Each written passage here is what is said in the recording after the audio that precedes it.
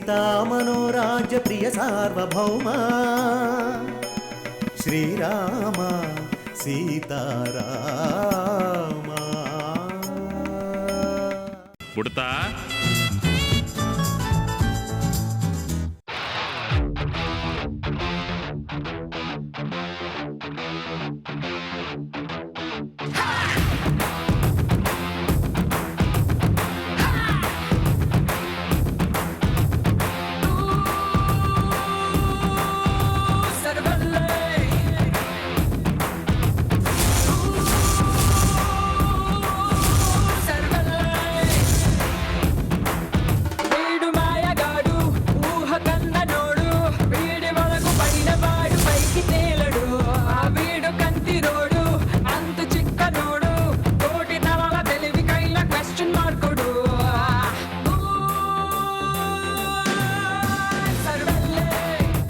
వచ్చాడంటే వీడిని ఒకరోజు భరించడమే కష్టం, వీడిని 4 రోజులు భరించాలా?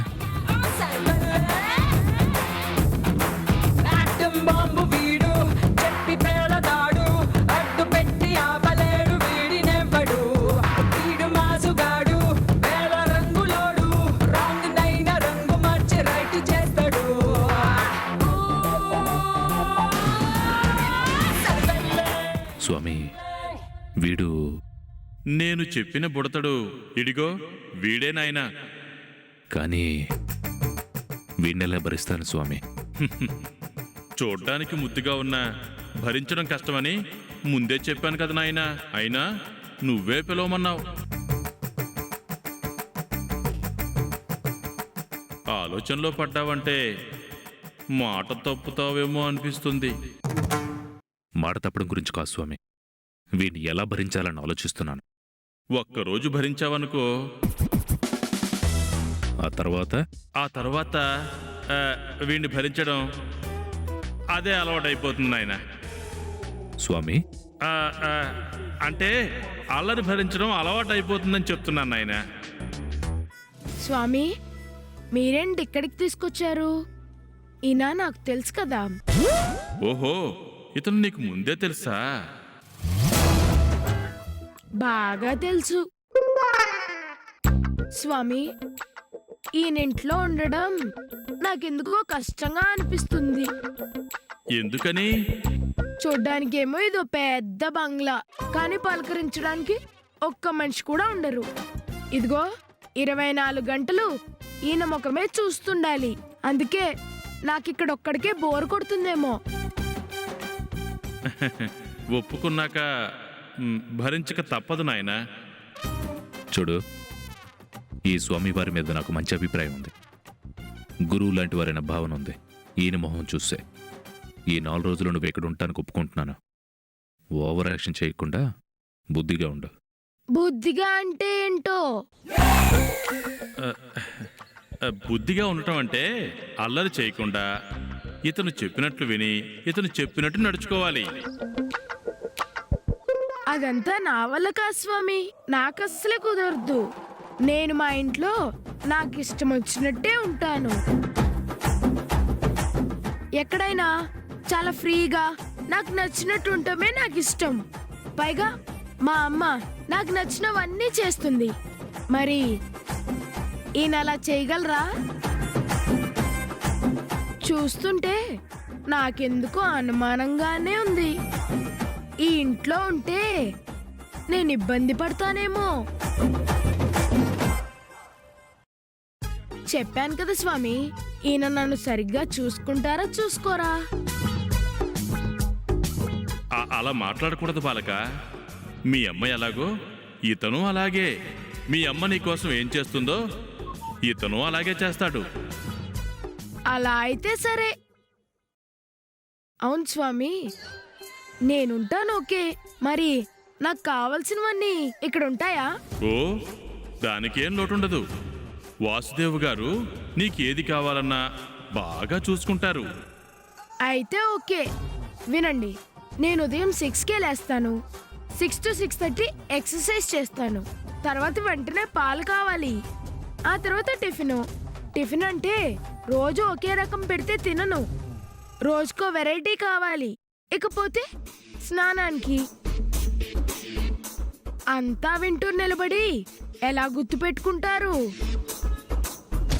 నాకు కావాల్సినవన్నీ ఈ 4 రోజులు మీరే ఏర్పాటు చేయాలి. వెళ్ళి పెన్ను పేపర్ తెచ్చుకుని రాసుకోండి. ఓరి బాలక, ఇలా మాట్లాడుతున్నావేమిట్రా? స్వామి, ఇతను మీరున్నప్పుడే నన్ను ఇంత కోపంగా చూస్తున్నారంటే ఇక మీరు వెళ్ళిపోతే నన్ను ఎలా చూసుకుంటారో. అదేం లేదు బాలక. మరైతే వెళ్ళి పెన్ను పేపర్ తెచ్చుకోమనండి. నాయనా, రాముడంతటి వాడే వానరమూకను భరించాడు. నువ్వు వీణొక్కనే భరించలేవా? తప్పదు నాయనా, వెళ్ళి తెచ్చుకో. వేల సుమగంధముల గాలి అలల కలల చిరునవ్వులతో కదిలినాడు. రాల హృదయాల తడి మేటి తడిలా కరుణ గలవరుణుడై కరిగినాడు. రాసుకోండి. చెప్పు. హోటల్లో వెయిటర్లో నిలబడి ఎలా రాస్తారు? ముందు కూర్చోండి, చెప్తాను.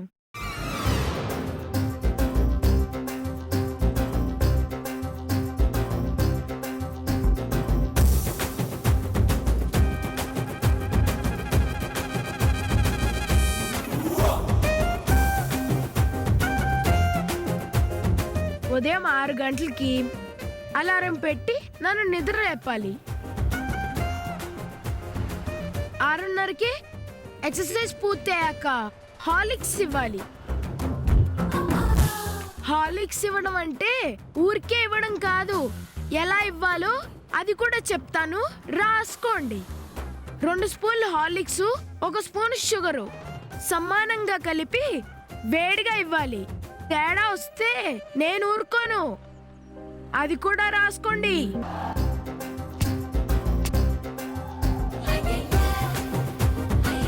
హార్లిక్స్ తాగాక స్నానం చేస్తాను. నాకు వేడి నీళ్ళే కావాలి. నేనే సబ్బు అడుగుతానో నాకే తెలీదు. స్నానం పూర్తయ్యాక రోజుకో వెరైటీ టిఫిన్ కావాలి. ఈరోజు మంగళవారం కాబట్టి ఇడ్లీ వడ సాంబార్ కావాలి. టిఫిన్ అయ్యాక స్కూల్కి వెళ్తాను.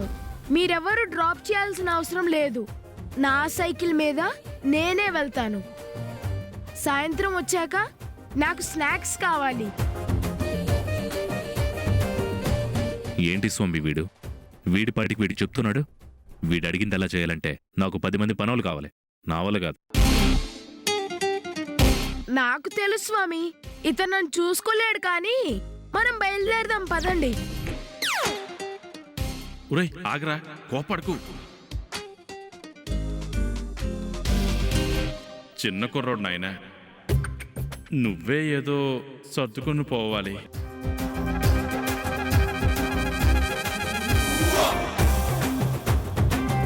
సరే స్వామి, మీకోసం 4 రోజులు భరిస్తాను, వెళ్ళిరండి.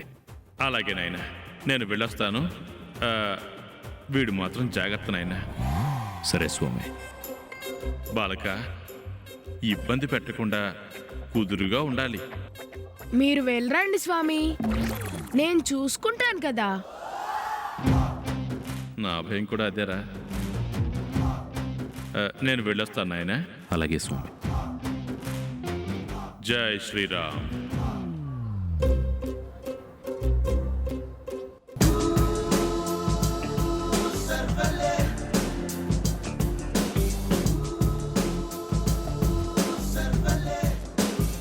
నేను ఆఫీస్కి వెళ్ళి వస్తాను, నువ్వు ఇంట్లోనే ఉండు. ఆఫీస్కి వెళ్ళడం ఏంటి, ఇంట్లో ఉండి నాకు అతిథి మర్యాదలు చేసుకోరా? రై, స్వామి చెప్పారు కాబట్టి భరిస్తున్నాను. అలానే లిమిట్స్ క్రాస్ చేస్తే మాత్రం అతిథులకి వార్నింగ్ ఇవ్వకూడదు. ఇంతకీ నా రూమ్ ఎక్కడా? ఆ మెట్ల పక్కన రూమ్ ఉంటుందిగా, వీళ్ళొక్కడు 7.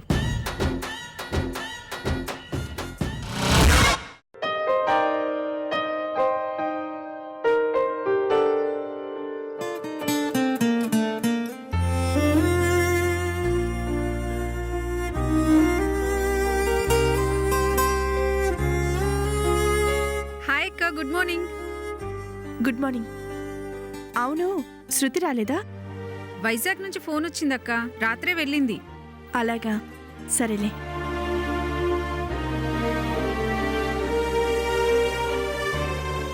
ఏమైందక్క, ఎందుకంత డల్గా ఉన్నావు? పిల్లల స్కూల్ స్టార్ట్ అయినా కూడా ఇంతవరకు టర్మ్ ఫీజు కట్టలేదు. తొందరగా కట్టమని 2-3 సార్లు లెటర్ పంపించారు. మనకేమో ఇంతవరకు శాలరీస్ ఇవ్వలేదు. ఏం చేద్దామా అని ఆలోచిస్తున్నాను. మన ఆఫీస్లో సాలరీస్కి ప్రాబ్లం ఏముంది? ప్రతి నెల ఫస్ట్కి గ్యారంటీగా ఇస్తారు కదా. కాకపోతే మన ఎండి గారు ఆరోగ్యం బాగలేక కొన్ని రోజులు ఆఫీస్కి రాలేదు కాబట్టి ఈసారి కొంచెం ఆలస్యం అయి ఉంటుంది. ఈ రోజు రేపు ఖచ్చితంగా ఇచ్చేస్తారులే అక్క. ఇస్తారంటావా? ఖచ్చితంగా ఇస్తారక్క, నువ్వేం టెన్షన్ పడకు. ఎండి గారు వస్తున్నారు. ఎండి గారు వస్తున్నారు.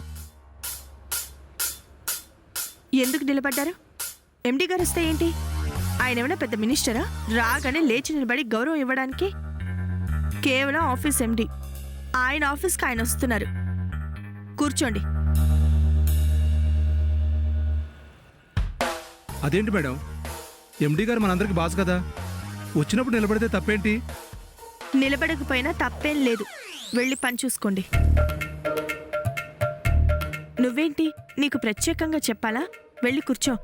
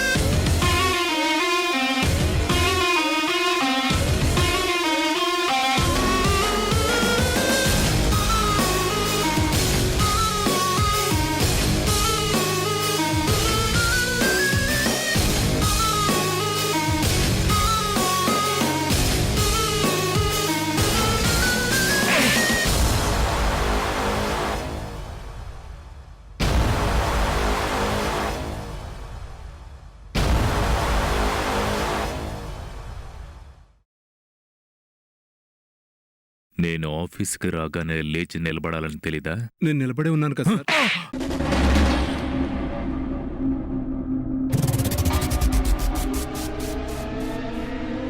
ఏమైంది సార్?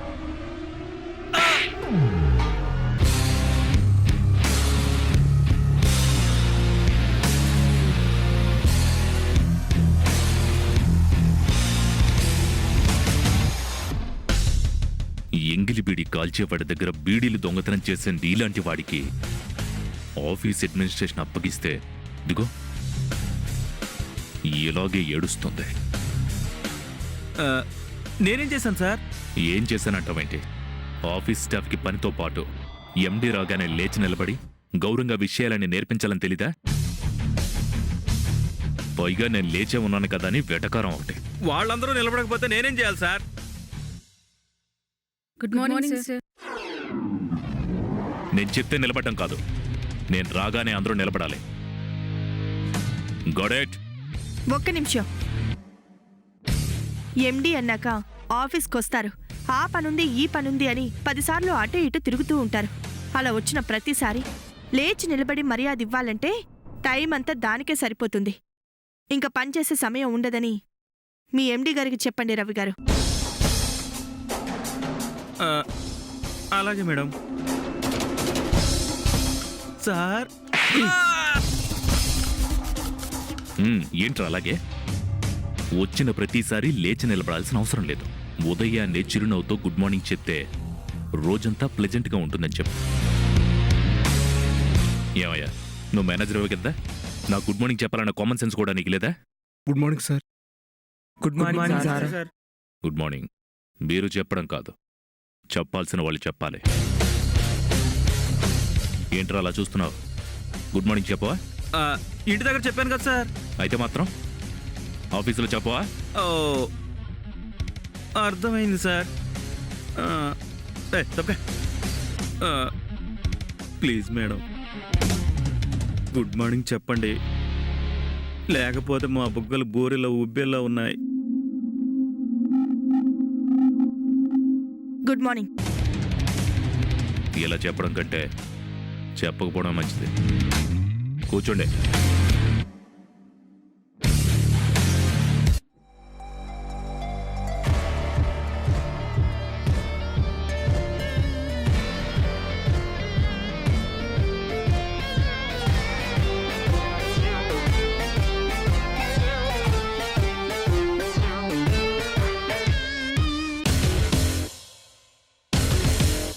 రవి, సార్ చెంపల మీద చేతులు తీస్తే మాట్లాడుకుందాం. ఈ నెల స్టాఫ్కి శాలరీ ఇవ్వడం ఆలస్యమైంది. ఈ చెక్కులు తీసుకెళ్ళి అందరికి ఇవ్వండి. ఏంటి అలా చూస్తున్నావు? పద.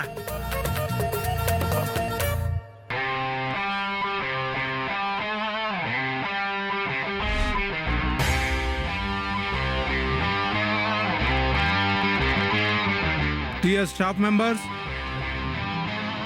ఎండి గారు మీ శాలరీకి సంబంధించిన చెక్స్ ఇచ్చారు.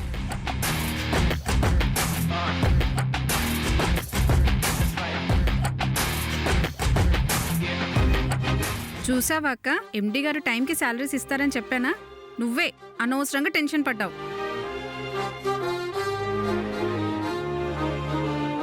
చెక్కులు ఇచ్చారు కదా, మరి వాళ్ళకి ఇవ్వాలి కదా. ఎవరిస్తారు? ఉడతలు బీకిన తాటి ట్యాంక్ మొహం నువ్వును. తీసుకెళ్ళివా.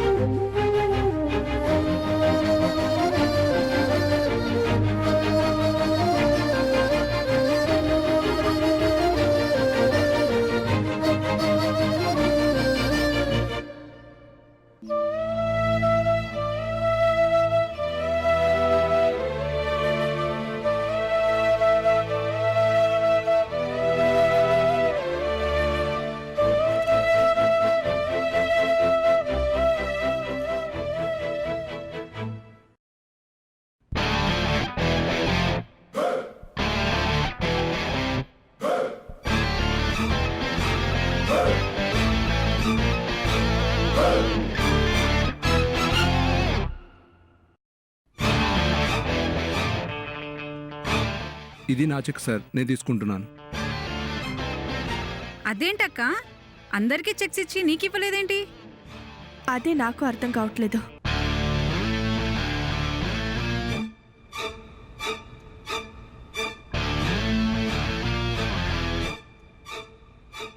రవి గారు, నా శాలరీ ఇవ్వలేదేంటి? మీకు ఇవ్వకపోవడం ఏంటి మేడం? ఏమయ్యా మేనేజర్, మీనాక్షి మేడం చెక్ ఇవ్వలేదా? నాకు ఇచ్చిన చెక్కులో మేడం చెక్ లేదు సార్. ఆయన కావాలని ఇదంతా చేస్తున్నారు. అందరికీ ఇచ్చి నాకెందుకు ఇవ్వలేదు? వెళ్ళి ఆయన్ని అడుగుతాను. అవును మేడం, వెళ్ళి అడగాల్సిందే. ఈ అన్యాయాన్ని మనం సహించకూడదు. యాజమాన్య నిర్లక్ష్య వైఖరిని మనం ప్రశ్నించాల్సిందే. పదండి మేడం, మీ వెనకాల మేము ఉంటాం. పదండి.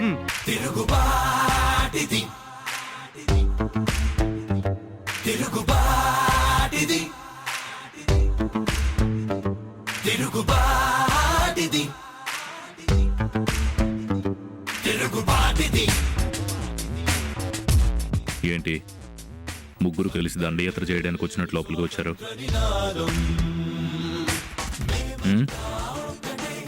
ఒకడు 10 మంది మీద దండెత్తితే అది దండయాత్ర సార్. కానీ ముగ్గురు ఆఫీస్ స్టాఫ్ ఒక ఎండీని ముట్టడి చేస్తే అది మహాధర్నా. యాజమాన్యం తన స్టాఫ్ పట్ల చేస్తున్న అన్యాయానికి ఇది నిరసన సార్.